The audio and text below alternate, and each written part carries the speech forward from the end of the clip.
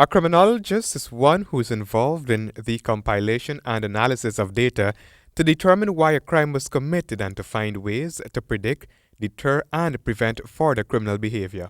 This is just what local pastor Wendell Jeffrey does.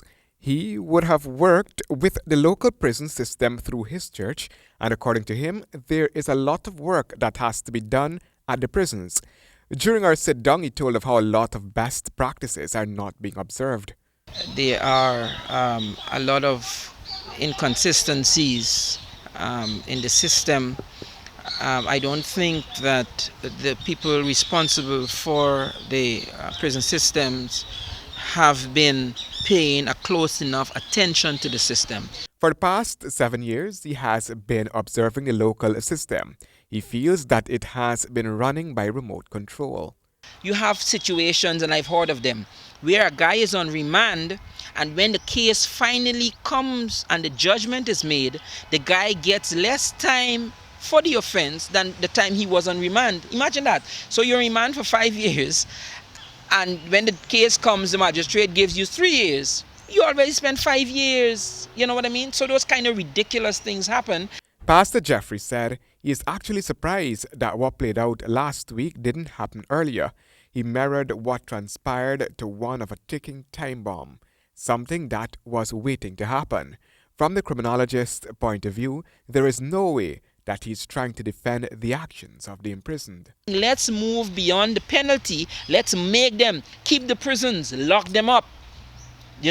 Let the punishment suit the crime. If you can't do the time, don't do the crime. However, where do we go when once the person has done the crime? And it is beholden to a society that is civic minded, that is spiritual, to come up with programs for the reintegration of those who have served their time for the crimes that they have committed.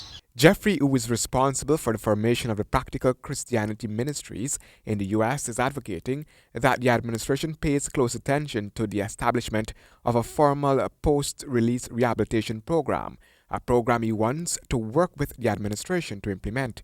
They need to be somewhere that they can go to be transitioned formally back into the society. It's a best practice around the world, and I really hope that the government thinks about it, or indeed that the commission of inquiry that now is engaged, impaneled, that they would look at it as a recommendation to the administration, not only to lower the rate of overcrowding, but also, and more particularly, to provide a way so that guys can transition back into society and reduce the rate at which they go back into prison. There should be a shift from a punitive approach to a concentration on rehabilitation, according to Jeffrey. He said that up to 75% of those who leave the prisons presently end up back in prison. He mirrors it to a revolving door. The current system is no bed of roses, and once a person goes beyond those walls, it is inevitable that one will change, most of the time negatively. Handel Duncan, HGP Nightly News.